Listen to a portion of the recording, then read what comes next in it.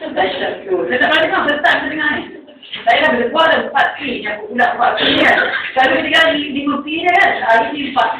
Dulu first time dia jumpa saya. Masa tu saya dah berjaya.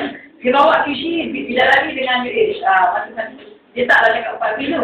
Sebab saya memang tak pernah dengar DCL. Tapi masa Cik Zana cerita tu saya melihat dia daripada sisi yang lain lah. Ya? Dari satu sisi orang yang mungkin masa tu saya nak, kalau nak kata nak cukup berjaya, memang saya dah berjaya. Tapi saya melihat produk ni dari segi peluang untuk kita, untuk saya pada masa tu, untuk menjana kejayaan bukan saja kejayaan duniawi tetapi ukrawi. Ya, sebenarnya kalau anda lihat produk QC ni, memang kita nampak dari satu sisi yang direct, memang macam cerita dia macam outspoken kan. Tapi sebenarnya dari satu sisi yang lain, sebenarnya produk ni kita boleh bawa dia dari segi yang aspek yang lain lah. Kita boleh tarbiyah orang perempuan supaya jaga diri dia, ya. Supaya jaga diri dia, supaya dia boleh menjadi bidadari dalam rumah dia sendiri kerana setidak-tidaknya apabila seorang wanita ni mampu menghiburkan seorang suami dalam rumah dia, insya-Allah bina masa itu tidak akan berlaku. Betul tak dia? Betul. Jadi itu sebenarnya saya nampak dari satu itu yang saya maksud tadi, sisi berbeza. Sebab saya sebagai seorang wanita yang dah masuk kepada usia, nak pergi kepada usia 50 tahun, saya merasakan saya rasa apa yang telah berlaku pada diri saya. Perubahan-perubahan tipikal macam Cik Zana cakap tadi. Mungkin dari luaran orang tak nampak lah kan.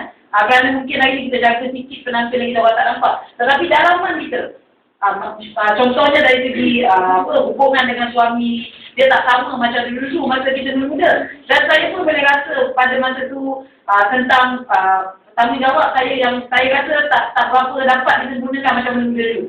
Sedangkan hari ini kewajipan seorang isteri, itu saya lihat perniagaan DPM dari sisi yang berbeza. Kewajipan seorang isteri kalau kita tengok daripada Al-Quran dan Hadis yang disebut dalam Quran dan Hadis, dalam Quran ataupun Hadis tidak ada disebut tentang kewajipan orang perempuan masak. Ada ke tak ada? Kalau saya tersalah pandang, anda tolong betulkan saya. Ya?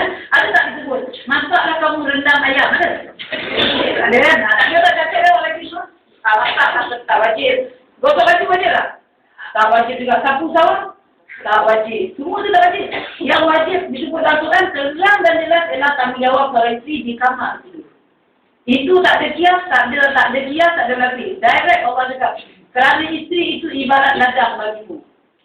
Kita ni diibaratkan seperti ladang. Kalau isteri ibarat dia ladang, seorang suami dia mesti melihat isteri dia seperti melihat ladang. Ladang ni kalau dia tengok, mata sejuk tengok. Tengok jadi macam lapar mati lah. Nampak ladang sejuk kan? Sejuk je. Lepas tu bila tengok ladang tu rasa macam terhibur. Dah jadi ladang. Ladang ni pula bila-bila masa saja suami boleh masuk. Ada tak ladang mana-mana dalam dunia ni? Dia antara pukul 7 malam sampai 7 pagi dia boleh masuk. Siang tak boleh. Ada tak? Semua ladang di sini 24 jam. Kita dalam Quran pun Allah sebut. Allah perintah kepada suami datang ni pada waktu yang kamu cari. Suami boleh mendatangi isteri bila-bila dia tutup. Kalau 3 pagi, wajib bagi isteri melayani suaminya. Sehingga kan dikatakan seorang isteri yang memalingkan muka dari suami di tempat tidur akan dilaknat oleh malaikat rahmat sehingga suami redakan kepadanya. Tuan-tuan dan perempuan, hari ini kalau anda pergi menemui ramai wanita sebagai seorang wanita, anda bercakap bahasa wanita kepada seorang wanita. Percayalah apa yang saya katakan. Apabila saya berhijrah, bila saya kat lama saya dengan pendapatan 100,000, saya datang ke DCL atas dasar keyakinan saya, DCL ini adalah satu platform yang paling tepat untuk saya berjuang bagi menjana keuntungan duniawi dan paling penting ukrawi pasti akan menjadi realiti. Kerana hari ini yang paling cemerlang dalam hidup kita sebagai seorang manusia, apa jika kita boleh menyalin 4 sifat wajib Rasulullah, iaitu sidik, amanah, tabligh dan padanah. Kalau dalam sepanjang hayat kita selalu menjadi yang tabligh, kita menyampaikan dengan baik. Makan sushi bagi tegang payudara. Makan sushi bagi tegang payudara. Supaya suami sayang. Supaya suami suka. Supaya suami tengok. Kita pun suami dah terhibur. Itu pahala untuk seorang wanita. Betul tak? Kerana Rasulullah menjanjikan kepada kita wanita, begitu mudah untuk masuk syurga. Akan masuk syurga untuk seorang wanita itu dari mana-mana pintu yang disukainya jika dia melakukan 3 perkara. Jangan tinggalkan solat, jaga kehormatan diri dan taatlah pada suami. Istilah taat pada suami, Rasulullah telah bersabda yang bermaksud, layanilah keperluan suamimu hatta ketika kamu mengundang saya. Dah ada istilah taat itu. Dan kalau kita tengok pula bagaimana Sayyidina Khadijah melayani Sayyidina Aisyah melayani suami dia bila Rasulullah balik daripada kerja. Apa dia buat? Nampak dia suami balik, dia akan bawa satu tongkat dan susu kan. Tongkat tangan kanan bagi Rasulullah. Untuk apa? Dipukul untuk dosa itu.